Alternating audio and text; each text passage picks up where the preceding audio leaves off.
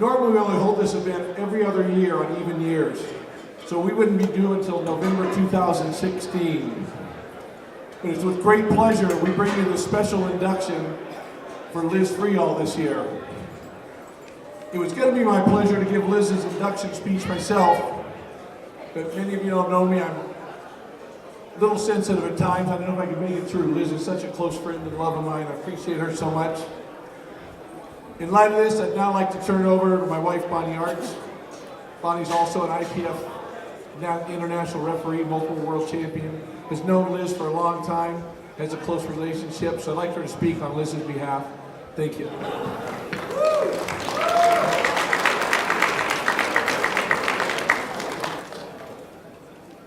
to help her out here. She just had surgery, so she's a little one-handed. Yeah, okay. Yeah, and I get a lot of laughter in my head when Alan says he's a little, would you say sensitive? Because we know the bigger they are, the bigger babies they are, and that in Alan's case is I heard you laugh, yeah, because that's true. Okay. I'm here today to give you a better understanding of why Liz Freel is sitting before you. I'm going to move over so I'm not in the way.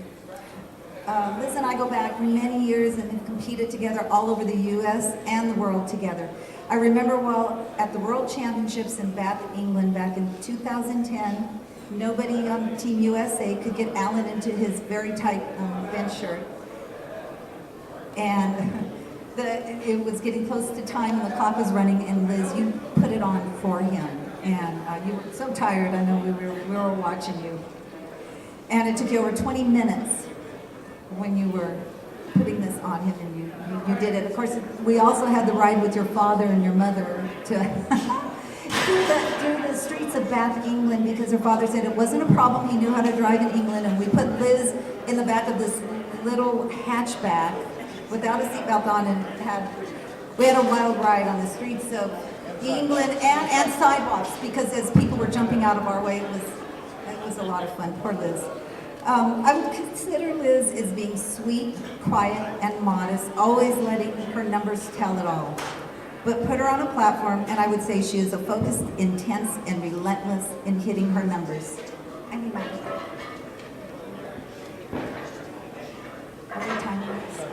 Okay, one second. Liz is one of the best known, most respected, and loved lifters in the world. There's only one way you can get such respect from your fellow lifters. You earn it. And Liz certainly did that every time she walked into a competition. Even if Liz was only at a meet as a spectator, as soon as other lifters knew she was there, they would be asking her if she could shirt them, spot for them, help them warm up, hand off for them, or handle them all day. She never has said no. It was not at all uncommon if by the end of the meet she had not assisted 8 to 10 lifters, making sure they had all had the best meet under her watch. When Liz first started lifting, she had just been released from the hospital being treated for anorexia and weighed only 83 pounds. Her very first coach, who was reluctant to train her at first, was Sam Aluendo in Redondo Beach, California. It didn't take Liz long to prove herself to Sam. I'm sorry.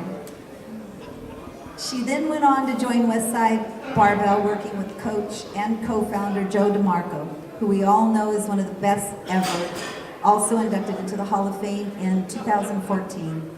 Her very first meet was in Santa Barbara, California, back in 2005. She has never forgotten what her early coaches did for her, helping to teach her how to train correctly, to train safe, and how to become strong. Because of this, over the years, Liz has trained lifters of all ages as her way of giving back. I've always said that it takes so little to touch someone's lives and make a major impact. And here is proof to that. Thank you, Liz. Thankfully, Liz has never forgotten what Sam and Joe did for her, and she has given back tenfold. Liz has always competed in the 165 open class. She has competed in the USPA, IPL, IPF, USAPL, USPF, and the SPF over the years. It's really hard when you've got dyslexia, but I made it through. I'm so sorry. I hope the letters were all correct. Needless to say, we've been here for another hour if we were to tell you all about her awards and records she has earned over the last 10 years. Just a few of the highlights are countless Best Lifter awards at almost every meet she entered. And for those of you that don't know what a Best Lifter is, it's the same as if you were at a dog show, Westminster Dog Show. That you end at the end of the dog show. That's a good thing because we love dogs. That's always a good thing. And horses, all the animals, all of them. Not only did you beat out your own, the ones in your weight class, your age class, all of that, it's on a Wilks formula, and that means you did the best of the whole day of everyone in the meet, of all weight classes. I want to impress upon you the Best Lifters she won over and over. Again, we're not at all small local meets, but the biggest, most competitive meets held each year. The LA Expo, the Olympia, the US Nationals, Pro Invitationals, and the World Championships. She won the Best Lifter at the World Championships 5 years straight in a row. Quite a feat by itself.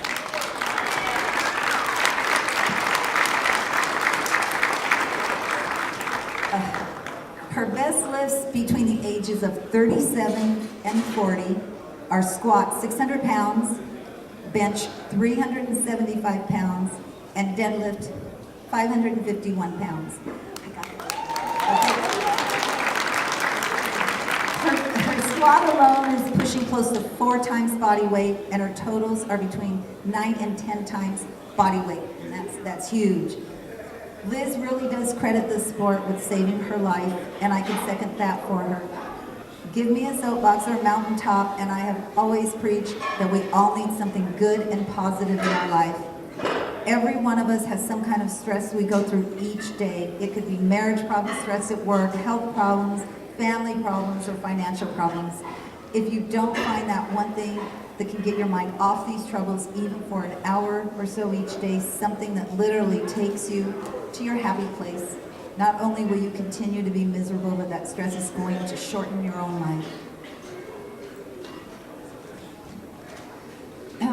Well, Liz has done just that. She found her happy place back in 2005 that changed her life forever. Liz has again been going through some serious medical issues for a while now, but she has found powerlifting has kept her focused, positive, and mentally on the right course. I know we all wish Liz well and want to see her on a platform competing for many years to come. I personally welcome Liz into the Hall of Fame. Liz, thank you. Hold on one second, so we got a couple more real quick. I want to thank Bonnie for that. That was a last minute change this morning. She decided she really wanted to come pay tribute to Liz. She hasn't been feeling good, but she wanted to come for that. So it wasn't rehearsed or things. Next, I want to introduce Dad Coleman, a longtime close friend of Liz's. He wants to tell you a few personal things about Liz. Dad? Thank you, Alan. Thank you, everyone, for being here at another IPL Worlds run magnificently by this federation. And thank you also for being for this small and very important ceremony for Liz. Powerlifting is a sport of measurables. How many pounds, how many attempts, how many wins. Those are the measurables that you can count on any Hall of Famer would achieve. And by any standards, Liz has achieved those measurables. But it's more than that. It's the intangibles. It's the small things that really set her aside. It's those qualities that touch the lives of everyone she comes in touch with. It's her passion for the sport and her willingness to share that passion with everyone. All the veterans that helped her, all the newcomers that have come in, Liz has never failed to selflessly give and try to make everyone else's experience the same as her ideal standard should be. Never asking anything in return except for just wanting their experience to be the best it can. It's those intangibles that really set her aside as a true Hall of Famer. She's most recently had the experience and the platform to really show that off with her team, having an opportunity to teach the next generation of lifters what it means to really train like a champion and model that behavior on a daily basis. Liz has had many setbacks over the years, many heartbreaks, injuries, and difficulties, and each time she's been able to rise up and overcome those and come back stronger than ever. And we expect her to do the same thing going forward. Thank you again for everyone, and welcome your newest Hall of Fame member, Liz Freel.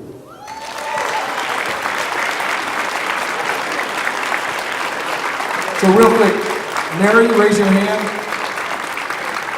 This is Mary, Liz's mom, longtime supporter, best friend.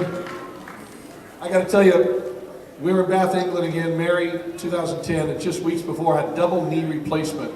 We go out to dinner, we're walking up and down these hilly cobblestone streets, and I couldn't keep up with her. Just double knee replacement, 2-3 weeks out, she was amazing. And so I think it's genetics, it runs in the family, she's passed that on to Liz.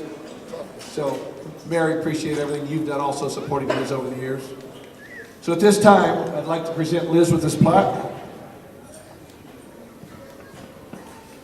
And officially welcome her into the Hall of Fame. It's a lifetime thing. She'll be remembered forever in this. Thank you, Liz.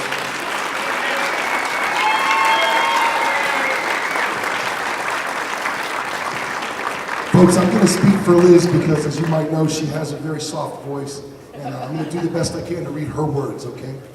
Thank you all so much. Thank you, Alan. You're truly an inspiration, fighting through your illness with such strength and grace. And to Steve Dennison, the hardest working president in the world, thank you so much for taking good care of us. I truly am touched and honored to receive this award. I never thought I would be here today. I want to thank my coaches, Joe DeMarco, the original founder of Westside Barbell Club, always keeping me humble. I remember getting a little too happy the first time I squatted 500, and he shut me up real quick saying, you ought to be squatting 6. My very best friend, Thad Coleman, yours truly, for teaching me how to use multiply gear without letting it kill me. And the one who got me into the sport, Sam Alduenda, a technical genius who taught me the most efficient way to move weight. My parents. My daddy was literally a rocket scientist, he was, folks. And he had a daughter that couldn't read or write. So he saw my first report card and he said, sweetheart, you might want to find something else that you're good at. Just make sure you're the best at it. And she took that to heart. To my beautiful mother for teaching me to be humble and giving. She truly is a heart of gold and has always been supportive. I would also like to thank the sport in general. Powerlifting judges you on what you can do and how well you execute. Not on how pretty you are, not on how much money you have. It's honest. It's about how hard you train to move weight and saying, watch me, when someone says it can't be done. It's about taking the word can't out of your vocabulary. It's about loving to train for that time is yours. You, the bar, and gravity, and nothing else. I want to thank the judges for their places in the chair and for helping me to find my weaknesses so I can go home and turn them into my strengths. They should always be thanked and never yelled at. Also the spotters, especially Tom Moormeister, for saving my life on more than one occasion. He saved a lot of people's lives. I love this sport so much, I made it my job. I want to thank Eddie Avikoff for creating Metroflex in Long Beach, where I've started my team. And I wouldn't have been able to do that anywhere else. He's so supportive of me and my team. I love him like a brother. I want to thank my team, the greatest group of girls and boys with hearts the size of Texas. And you all mean the world to me. I love each and every one of you like you're my own. I was told I couldn't have kids, and now I have 30 of them. This sport welcomed me into their family 10 years ago, and I've never met a powerlifter that I don't like. I love you all so much. Thank you, Liz Freel. Steve, can you come out too?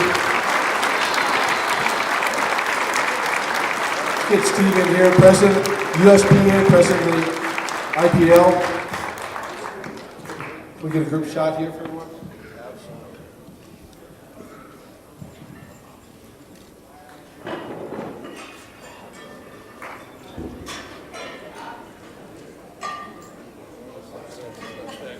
There we go. We can only hold our guts in so long, Steve's saying, so that's it. Liz. Thank you, everyone. We will start the benches as soon as they tell us they're ready back there, probably about 10 minutes or so. Thank you, everyone.